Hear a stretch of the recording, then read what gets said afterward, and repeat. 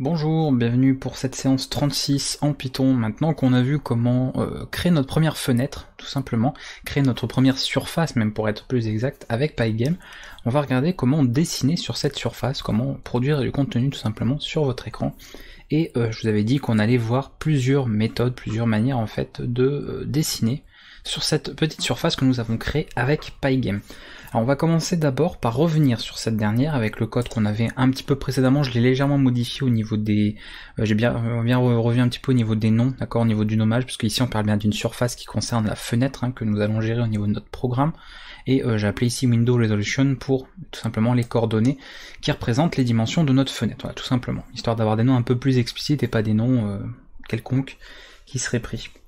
Donc à partir de là, une fois que nous avons ça, on va déjà regarder, parce qu'on a travaillé ici, on a créé une surface, je rappelle que cette mode ici va retourner une surface, donc nous allons stocker dans cette variable ici, et la surface est un objet, d'accord, dans Pygame, donc c'est représenté tout simplement avec un S majuscule, d'accord, c'est un objet. Là, ce n'est pas une simple fonction, il s'agit véritablement d'un objet, et comme vous l'avez appris, un objet possède des attributs et permet d'utiliser pas mal de méthodes. Et justement, parmi celles-là, au niveau des surfaces, nous avons la possibilité de remplir la surface d'une certaine couleur. Alors déjà, nous allons voir comment définir une couleur en Python, et on va passer par une simple variable qui manipulera des tuples. Comme on avait fait ici pour la résolution, vous voyez, on passe à un tuple ici. Je vous avais également dit qu'on peut travailler avec des listes. Python est pas mal flexible et Pygame prévoit justement l'usage de l'un ou de l'autre. Vous allez pouvoir faire pareil. Alors, on va créer tout simplement une couleur. Comment on peut définir ça? On va l'appeler Blue Color, on va appeler ça comme ça. Et ici, je vais lui passer trois valeurs. Une première valeur qui correspondra au taux de rouge, d'accord, qui est disponible, en tout cas que vous voulez pour la couleur. On a ensuite le G pour green, le taux de vert, et on aura B pour blue, donc le taux de bleu. Ça, ce sont trois valeurs très importantes qui vont de 0 à 255. Si vous mettez tout à 0, vous obtiendrez la couleur noire, d'accord? C'est-à-dire qu'il n'y a pas de couleur. Et si vous mettez tout à 255, vous avez à ce moment-là toutes les couleurs primaires au maximum, et on obtiendra du blanc. Évidemment, pour vérifier ces choses-là, il n'y a pas forcément besoin de connaître les codes par cœur, d'autant qu'il y en a tout un tas de combinaisons possibles. Vous pouvez passer par n'importe quel logiciel d'image, d'accord, de graphisme, pour obtenir ces valeurs-là. Donc nous, on va essayer de prendre tout simplement un code pour une couleur un peu bleu clair, ce genre de choses. Donc vous cherchez n'importe quel logiciel que vous avez sur votre ordinateur pour le graphisme, vous utilisez une palette de couleurs, tout simplement, quelle qu'elle soit, et normalement, votre logiciel doit vous afficher ces données-là. Alors, on choisit une couleur, celle que l'on veut. Vous allez avoir ici le code hexadécimal, donc ça, ceux qui font du web avec CSS, vous connaissez bien ce principe-là de récupérer comme ça le code hexadécimal, mais le code hexadécimal peut s'écrire, si on sépare chacune des parties, pour chaque taux. Donc le taux de rouge, vous voyez le R, le V, donc c'est le green, c'est le vert, et blue ici. Donc on a du coup nos valeurs ici, d'accord? Alors on peut noter 89, je crois que c'était 152, et en dernier, nous aurons, on a du coup là ici du bleu au maximum, 255. Donc là on a un maximum de bleu, on voit qu'on a pas mal de vert et on a par contre moins de rouge que le reste. On obtient comme ça un bleu un petit peu clair.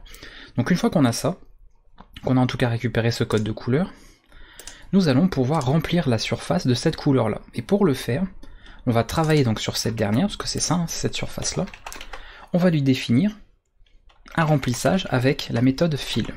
La méthode fill, comme argument, et c'est l'argument en tout cas qui va nous intéresser, c'est l'argument de la couleur que nous allons lui passer. Donc on va lui passer tout simplement blue color ici. Alors là, on pourrait s'attendre à modifier directement la couleur de la surface et l'afficher, sauf, et on en avait parlé précédemment, vous savez, avec la mémoire tampon et tout ce genre de choses, quand nous allons ici indiquer le mode, ici le set mode, comme je l'avais expliqué, nous allons en réalité créer notre surface, créer notre fenêtre. Donc cette surface, comme on l'avait vu précédemment, et on peut de toute façon s'amuser là à exécuter le programme, on obtient une surface qui est tout en noir par défaut, elle est remplie de noir. Donc c'est pas forcément ce qu'on attendait, puisque nous on a rempli normalement avec ici une surface en bleu. Donc pour opérer ce changement, il va falloir mettre à jour, rafraîchir en fait la surface avec les changements qui ont opéré. Alors pour le faire, c'est non pas la surface qui doit être mise à jour, en réalité c'est l'affichage, d'accord? On parle de l'affichage. Et l'affichage, vous savez ce qu'il gère maintenant, c'est le module display. Donc on met pygame.display et nous allons utiliser flip. Donc flip, ça va c'est à utiliser dès que vous voulez mettre à jour, en fait, apporter un changement au niveau de l'affichage. Donc nous, on va l'utiliser qu'une seule fois ici, puisqu'on va faire toutes les choses que nous voulons. Et à la fin, une fois que vous avez modifié, voilà, vous avez mis toute votre configuration, tout le remplissage, les couleurs, etc., et qu'on aura dessiné à l'écran, on affiche en fait vraiment en faisant un update, d'accord, un rafraîchissement de la surface. Et là, pour le coup, donc je vais déjà refermer l'ancien programme. Si je réexécute, on a effectivement le changement qui s'est opéré. On a bien la surface qui a été remplie. On a eu un remplissage de la surface avec cette couleur bleue ici. Voilà. Donc plutôt pratique. Donc ça, c'est une première chose que je voulais vous montrer, même si ça ne concerne pas directement le fait de dessiner au niveau de notre surface, mais ça concerne le remplissage de la surface elle-même. Maintenant que ça c'est vu, nous allons effectivement voir comment dessiner, d'accord, sur notre surface avec différentes choses. Alors, la chose la plus simple, qui sera la plus sommaire à dessiner, c'est un point. Voir comment dessiner un point. Alors, on n'a pas de fonction ou de méthode qui permet de dessiner un point. On en a par contre pour créer des lignes. On va travailler avec un autre module, un nouveau module que nous n'avons pas encore vu, qui est le module Draw. D'accord, c'est très simple à retenir. Draw pour le dessin. Et ce module permettant notamment d'utiliser une fonction pour créer des lignes, nous allons, à partir de la création d'une ligne, pouvoir créer un point. Alors vous ne le verrez pas forcément en affichage, mais je vais quand même vous montrer comment faire, pour éviter que des gens me disent comment on peut, si on veut faire un point, comment on fait, parce qu'il n'y a pas forcément de fonction toute faite pour ça. Alors ça on va laisser, on va garder la surface en bleu, après tout, on est pas mal comme ça. Et ici, nous allons créer notre partie. Donc on va faire pygame.draw, d'accord, draw, donc c'est le module à utiliser, et nous voulons dessiner quoi? Nous voulons dessiner donc non pas une ligne et un point, mais on va utiliser line pour le faire. Cette fonction prend plusieurs choses en paramètres.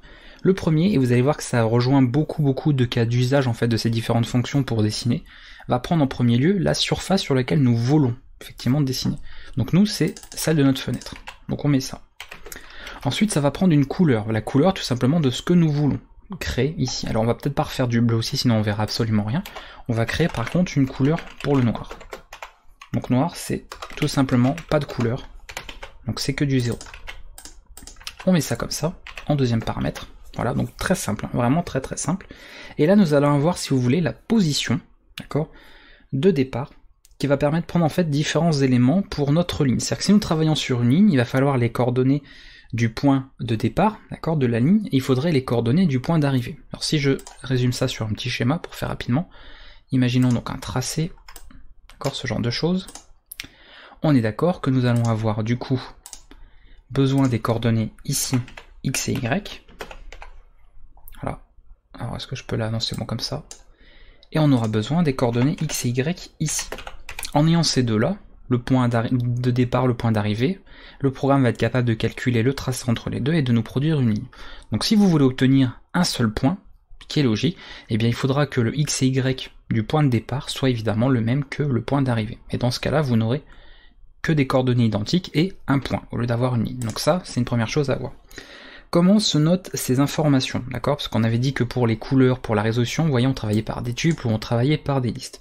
Et bien ça tombe bien, pour la position de départ et la position de fin, d'accord, ça fonctionnera de la même manière. On peut utiliser des tuples, on peut utiliser une liste. Donc nous on va faire une liste, ce sera beaucoup plus lisible, on va dire, dans une fonction.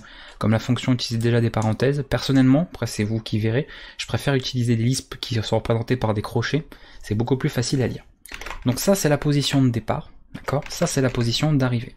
Bon, et on s'arrêtera là pour commencer. Alors si je veux un point, je devrais mettre la même chose. Donc je vais dire en x égale 10, y égale 10, et le point d'arrivée, pareil. Alors comment fonctionnent les coordonnées au niveau de la surface? Je vais faire un petit rappel parce que ça permet de bien voir les choses. Prenons donc notre surface comme ceci, d'accord? Vous allez avoir, grosso modo, alors on va mettre ça plutôt en bleu, le point, d'accord, donc là le x, ici il est égal, alors le y, ici le point que vous avez tout en haut à gauche c'est 0, x égale 0, y égale 0. Plus vous allez descendre ici et y va augmenter, d'accord, et plus vous allez passer sur la droite, plus le x va augmenter. Voilà, donc le point qu'on a ici évidemment est le x maximum et y maximum de notre surface. Donc c'est ça qu'il faut comprendre. Donc si je dis en 10, 10, eh bien on va décaler x de 10 pixels et on va décoller y de 10 pixels. Décaler, pardon, pas décoller. Donc on va commencer en réalité ici. Donc on va avoir un point à cet endroit-là, si je note par rapport à ça. Voilà, coordonnées de départ, coordonnées d'arrivée, comme elles sont les mêmes, on n'aura pas de ligne mais un point, malgré l'utilisation de line. Alors là, si j'exécute, vous n'allez pas voir grand chose, pour être honnête, au niveau affichage, à moins de vraiment regarder proche de votre écran ou avec une loupe, mais en fait le point est ici. On voit un petit point noir, tout rikiki, tout petit, qui est à cet endroit-là. Donc il est bien affiché, hein, il y a bien un point. Alors on va directement passer une ligne, ce sera évidemment beaucoup plus facile pour vous de le voir. Donc on va mettre par exemple 100 et 100, et on va exécuter ça. Voilà, et là on s'en rend bien mieux compte, on arrive bien à voir cette ligne, ici. Donc nous avons tracé une ligne, nous avons commencé à dessiner quelque chose sur notre surface. Donc très simple, coordonnées de départ, coordonnées d'arrivée, c'est des mathématiques franchement très élémentaires, hein, rien de compliqué, même si vous avez toujours été très mauvais en maths, ça ne vous posera aucun souci au niveau compréhension là. Donc voilà pour tracer une ligne, d'accord? Très simple, franchement pas compliqué à comprendre.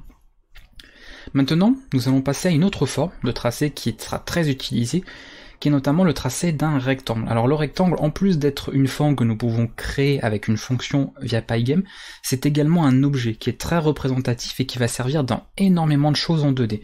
L'avantage, tout ce que je vous montre ici, l'histoire des rectangles, des surfaces ou autres, ce sont en fait pas des notions qui sont propres à Pygame, mais qui sont propres à la 2D de manière générale. C'est-à-dire que vous verrez, si vous faites de la SDL, de la SFML, que vous utilisez libgdx ou tout un tas d'autres bibliothèques, quels que soient les langages, pour manipuler du graphisme 2D, vous retrouverez un petit peu toujours les mêmes choses. Vous irez manipuler des surfaces, des textures, charger des images, vous allez travailler dans des rectangles, et ces rectangles-là, via les coordonnées, permettront de positionner les choses, de gérer des collisions, de gérer voilà, des superpositions d'images, pour travailler justement avec ce principe de collision, qui est très important en 2D.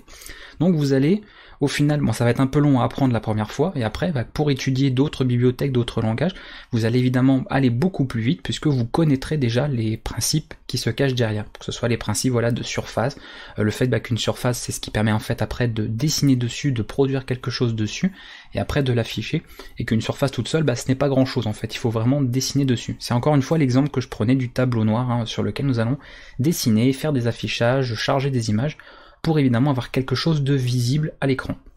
Donc là, le rectangle, on va en créer un, donc on va virer la ligne ici, donc c'est pygame.draw.rect, d'accord, comme ceci, tout en minuscule, hein, toujours pareil, et ici on va prendre des paramètres un peu particuliers comme vous allez le voir.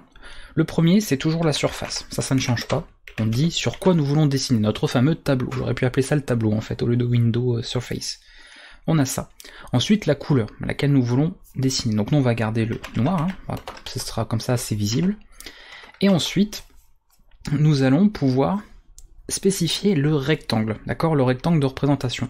Mais ce rectangle, c'est pas n'importe quoi, c'est un objet, comme je disais. Nous avons, avec Pygame, nous avons l'objet surface, ok, mais nous avons aussi un objet rect. Cet objet rect, il va prendre plusieurs informations. Quand nous allons créer, il a donc un constructeur, hein, évidemment, comme n'importe quel objet en Python, et il va prendre plusieurs informations. En premier, il va prendre une information qui va donner le décalage sur la gauche. Donc par rapport, vous savez, aux 0 de x et y, ce que j'avais montré là. Donc ça revient en fait à donner les coordonnées x et y du point le plus en haut à gauche de votre rectangle. D'accord ? Donc si vous voulez dessiner un rectangle quelconque, en fait, là vous avez votre surface, d'accord ? Et le décalage left, ça va être ça en fait. L'argument left. Voilà, c'est le décalage que nous avons entre ce point-là et cet endroit-là. Le décalage y, c'est ce que nous avons entre là et là. Entre ici et ici. Donc on va avoir ces deux informations-là à renseigner. Left, top, donc le décalage par rapport au haut. Nous avons la largeur du rectangle et nous avons la hauteur du rectangle. Voilà, avec ces 4 simples informations, on est capable de tracer un rectangle. Alors soit vous pouvez, ça c'est vous qui voyez, directement appeler le constructeur du rectangle ici, donc en faisant pygame.rect avec une majuscule cette fois, on va créer un objet rect, et vous passez les informations aussi au constructeur, mais comme vous voyez que ça rajoute plein de parenthèses partout et que c'est pas être source d'erreur, vous pouvez aussi vous amuser à le créer ici. Donc en mettant, par exemple, je sais pas, on va l'appeler rectform, voilà, je n'ai pas forcément de nom, beaucoup d'idées pour les noms. Ici on va dire, décaler de 10 vers la gauche, décaler de 10 vers le bas. On veut un rectangle qui fasse 150 pixels de largeur et qui fasse 65 pixels de hauteur, admettons. Et là on lui passe le rectangle tout simplement. Donc c'est un objet, d'accord? On lui passe ici un objet de classe rect au niveau ici de la fonction pour dessiner un rectangle, très important. Et voilà, et là on a les informations, on va dire minimales. On a un autre argument éventuel ici, mais on va le voir juste après. On va déjà voir ici si j'ai pas fait d'erreur pour exécuter ce programme-là. Donc voilà notre rectangle, d'accord, qui, comme vous le voyez, est rempli, automatiquement rempli de la couleur choisie. Si on veut simplement un rectangle vide, c'est-à-dire un rectangle qui n'a pas de remplissage, vous allez pouvoir passer une épaisseur à ce rectangle, au tracé du rectangle, donc il fera juste l'entourage, avec un dernier argument. Argument que nous avions également pour la ligne, je ne l'ai pas montré parce que ça paraît bizarre de dire une épaisseur de trait. Si vous allez faire ça, vous allez voir que ça va décaler l'épaisseur vers la droite. Donc pour line, que nous avons vu tout à l'heure, vous pouvez également rajouter une largeur qui correspondra donc à l'épaisseur du trait si vous voulez. Donc là, on va le passer en élément, on va mettre par exemple 5. Et si je réexécute mon programme, voilà ce que nous obtenons. On a donc une espèce de bordure de 5 pixels, c'est pas vraiment une bordure, c'est simplement, ça fait partie du rectangle, il fait 5 pixels d'épaisseur, mais il n'est pas rempli. Si vous ne passez pas cet argument-là, qui n'est pas obligatoire, autant tous les autres paramètres sont obligatoires, mais le paramètre de l'épaisseur, comme pour line que nous avons vu tout à l'heure, n'est pas obligatoire, vous avez vu, il était optionnel. Mais si vous ne le passez pas, il y aura un remplissage, sinon il n'y en aura pas. Voilà, donc c'est deux choses comme ça à bien distinguer au niveau de cette fonction-là. Donc ça c'est à connaître. Si vous avez compris ce principe du rectangle, d'accord, que nous créons ici une forme rectangulaire avec différentes informations, et bien ce rectangle-là, cet objet rect que l'on retrouve dans Pygame, va pouvoir être utilisé dans énormément d'autres choses. C'est vraiment à connaître, donc ça il faut absolument le comprendre. Cet objet-là, de savoir comment il fonctionne. Il faut comprendre l'objet surface, d'accord, parce que c'est lui qui est la base de tout, mais il faut également celui-là, parce que c'est celui qui va nous permettre de manipuler tout ce que nous allons dessiner, tout ce que nous allons afficher. Donc si vous n'avez pas compris ça, vous galérez pour la suite, très important.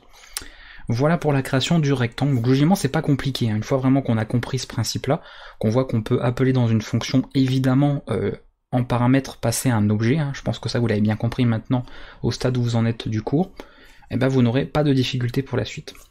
On va continuer, on va voir d'autres petites fonctions, on les verra pas toutes, il y a évidemment plein de fonctions différentes, vous aurez qu'à aller voir si vous voulez sur la documentation par rapport au module Draw pour voir ce que vous pouvez faire, mais moi je vous montre vraiment les principaux, ceux que vous allez a priori utiliser le plus.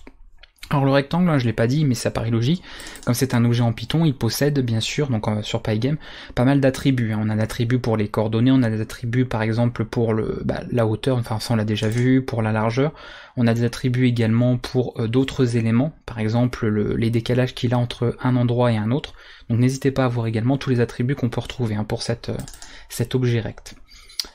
Alors, on a vu la ligne, le point aussi, parce que ça fonctionne avec, on a vu comment tracer un rectangle. Est-ce qu'on peut voir un cercle? Est-ce que ça peut être intéressant de voir le cercle?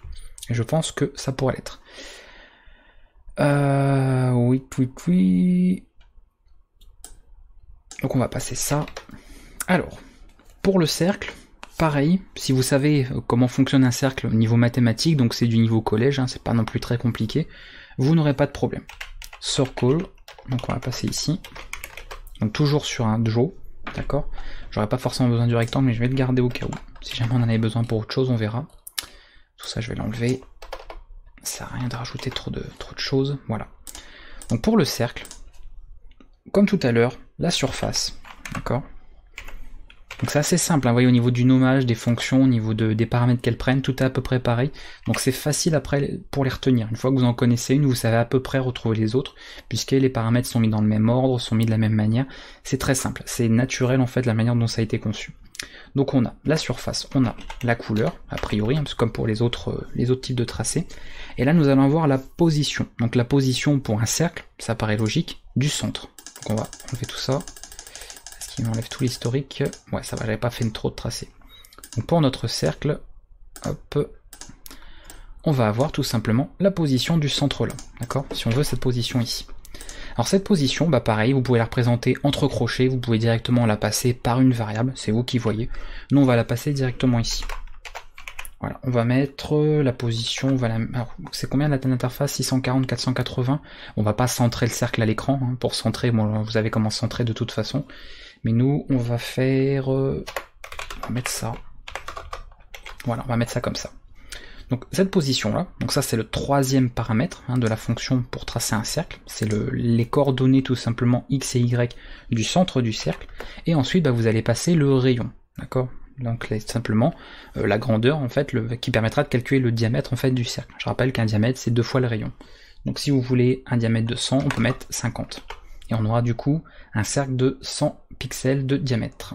Alors est-ce que c'est bon? On va pas mettre d'épaisseur. Voilà. Donc le centre ici est enregistré en 150 et 100, d'accord?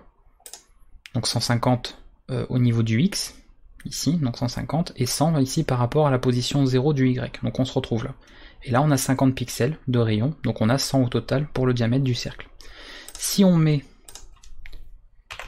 par exemple ça, 2, on va refermer le programme, en dernier paramètre, on retrouve la même chose qu'avec le rectangle, c'est-à-dire l'épaisseur du cercle. Et là, comme vous avez remarqué, dès qu'on indique cette épaisseur, cette largeur, on n'a plus de remplissage qui est fait. D'accord? Donc ça c'est très important, du coup ça permet de faire les deux. Vous pouvez soit faire quelque chose qui est rempli ou quelque chose qui ne l'est pas. Donc c'est plutôt pratique au niveau des formes. Voilà pour le cercle, donc pas compliqué, hein. C'est vraiment très simple, je pense que tout ça, voilà, de comment dessiner un cercle, les informations nécessaires pour tracer un cercle, c'est vraiment des mathématiques, encore une fois, très basiques, donc je pense que ça posera de problème pour personne. Et si vraiment vous avez des difficultés avec ça, hein, que vous avez oublié ou vous ne savez pas quelles sont les propriétés d'un cercle, d'un rectangle ou je ne sais quoi, bah, n'hésitez pas à une petite recherche sur internet, vous regardez voilà comment ça fonctionne, quelles informations sont utiles pour créer un cercle, pour créer un rectangle, tout ça. Voilà, il y a des choses très très simples, mais normalement ça devrait honnêtement pas vous poser de problème. Voilà pour le cercle. Est-ce qu'on en représente un petit dernier? Ah oui, on va montrer celui pour les polygones, parce que c'est un petit peu c'est celui qui vous permet de tracer tout un tas de choses, donc on va terminer avec ça. Si vous voulez faire une forme quelconque, alors une forme quelconque, ça peut aussi sous-entendre les triangles. Ils n'ont pas fait de fonction pour les triangles, puisque un triangle c'est un polygone en fait. C'est tout simplement 3 points, d'accord? On donne les coordonnées de 3 points, et automatiquement en rejoignant ces 3 points, on obtient un triangle. Voilà, selon le nombre de côtés que vous voulez. Donc 3 points, vous aurez 3 côtés. Si vous mettez plus, vous pourrez créer de ce que vous voulez, des heptagones, des octogones, tout et n'importe quoi. Alors pour faire ça, pour créer ce polygone, donc on reprend le même exemple, polygone, d'accord, toujours la même chose. Le polygone va se faire sur une surface, je pense que maintenant on est bien habitué à ça, d'une certaine couleur, ça il n'y a pas de surprise non plus, et ici il va prendre tout un tas de paramètres, enfin tout un tas en fait d'informations, parce qu'un polygone, bah, il peut être constitué de plusieurs points, c'est-à-dire, alors je vais vous faire encore une fois sur des schémas, parce que je pense que c'est bien explicite, si je fais ceci, alors je peux pas faire plus grand, si, déjà on va faire en bleu, en noir, voilà. Si je fais ça, bon j'ai pas un polygone, j'ai une ligne, donc ça serait pas top. Si je fais ça, j'ai un polygone. Si je fais ça, pareil j'ai un polygone, tout simplement, parce que si je rejoins tout, je fais ça vite, hein. Voilà, j'ai une forme de polygone. Là, bon j'ai un polygone particulier qui est un triangle, bon, qui est très moche, Illuminati, hein. Le triangle des Illuminati, voilà, c'est une forme de polygone également. Donc pour chacun de ces points, qui sont représentés là, voilà, nous avons évidemment des coordonnées à renseigner. Toujours pareil, X et Y, nous aurons les coordonnées pour lui. Donc on va passer 3 paires de coordonnées. Par contre pour ce polygone là, vous voyez qu'on en sera à plus que 3. On va devoir en passer énormément si on veut effectivement que tout le tracé soit fait. Et juste en donnant ces informations là, Pygame va tout simplement calculer les tracés entre chaque et vous tracer la forme. Et pareil, si on met une épaisseur, bah, ce ne sera pas rempli. Si on ne met pas d'épaisseur, le remplissage sera fait de la couleur. Même chose que pour le cercle, que pour le rectangle, que tout ce que nous avons vu. Donc on y va, on va renseigner ce petit polygone, on va lui passer toutes les informations que nous voulons. Donc ces informations, on va lui passer dans une variable coordonnées. C'est une liste, si on fait au plus simple, qui prend les coordonnées sous forme de tuples, comme ceci. Donc je peux lui dire par exemple 10, 10. Après, là, si on veut faire un triangle, là, on va garder, on va le décaler à 100, admettons. Mais on va pas changer le Y. Et après, on peut faire, je sais pas moi, allez, 30. Et par contre, on décale le Y. Donc on va faire un triangle. On va commencer par un triangle.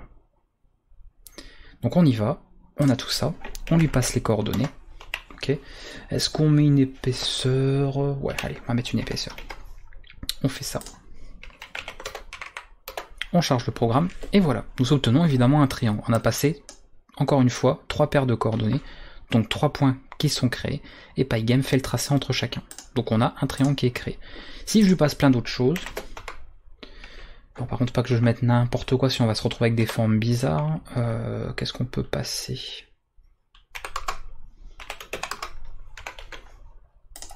Ceci, voilà. Donc évidemment on a les croisements qui sont faits par rapport à ce qu'on donne. Donc vous donnez autant de points que vous voulez, d'accord, par rapport à une forme précise, et Pygame fera le reste. Donc on obtiendra comme ça un polygone, quel qu'il soit. Et encore une fois, si on ne veut pas si on veut, pardon, du remplissage, on ne passe pas d'épaisseur et on aura un remplissage d'effectué. Voilà, donc, très pratique hein, cette petite fonction, quand vous voulez vraiment une forme un peu quelconque, un peu plus complexe qu'un simple cercle, un simple rectangle, utilisez la fonction polygone qui permettra de le faire. Et je pense qu'on va s'arrêter là. On a vu la majorité, en tout cas le principal hein, de ce qui pouvait être intéressant pour dessiner sur notre surface. On va garder le reste pour les vidéos suivantes. Donc comme toujours, ce qui est l'essentiel, ce qui est vraiment ce que je juge vraiment important pour cette bibliothèque sera vu dans le cours. Si après je veux vous emmener plus loin sur certaines particularités, certaines fonctions ou certains objets, ce sera proposé, ne vous inquiétez pas, en annexe hein, du cours, dans la playlist des tutoriels de Python. Vous aurez ça là-dessus, si j'ai besoin par exemple d'aller plus dans le détail, plus loin sur certaines choses. Mais là déjà, au niveau de ce que vous aurez dans le cours, il y aura pas mal à faire. Donc j'espère que ça continue en tout cas, que ça vous donne envie d'aller encore plus loin, parce que vous voyez qu'il y a pas mal de choses intéressantes avec cette petite bibliothèque qui propose tout un tas de modules sur lesquels nous pouvons utiliser beaucoup de fonctions, nous avons pas mal d'objets, et nous pouvons du coup créer des choses très intéressantes. Donc n'hésitez pas à vous entraîner, là c'est l'occasion de faire tout un tas de programmes, de vous faire des petits projets, comme c'est beaucoup du visuel, tout ça, ça va être beaucoup plus, je pense, intéressant à faire que des simples programmes en console, donc n'hésitez pas, hein, vous lancez sur un petit programme, partir sur un petit projet, à créer des formes ou n'importe quoi. N'hésitez pas également à l'associer, je l'ai pas forcément dit, mais avec Tkinter, d'accord, de travailler avec Tkinter qui est lui pour faire des interfaces graphiques via des widgets, et comme ça par exemple de dire quand on clique sur un bouton, ça affiche un triangle de telle forme, ou alors vous avez des champs de texte où on renseigne des coordonnées, et ces coordonnées là seront récupérées dans des variables et permettront de dessiner un polygone particulier, ou ce genre de choses. Donc n'hésitez pas à mélanger les deux, Tkinter, Pygame, de voir comment ça peut s'associer, et de voir évidemment que ça marche très très bien ensemble. Donc voilà, si vous voulez vraiment vous entraîner, dans l'attente, parce que ils sont pas faits au moment où je fais cette vidéo, des exercices propres à Pygame ou à Tkinter sur la chaîne, n'hésitez pas déjà à devancer en faisant vos propres petits projets, vos propres petits programmes, et vous aurez beaucoup de choses pour mettre ça en pratique, vous perfectionner et puis évidemment continuer de progresser sur cette formation. Je vous dis à bientôt pour la prochaine vidéo, et puis je vous dis on se retrouve pour la séance du coup 37 sur Pygame. À bientôt tout le monde.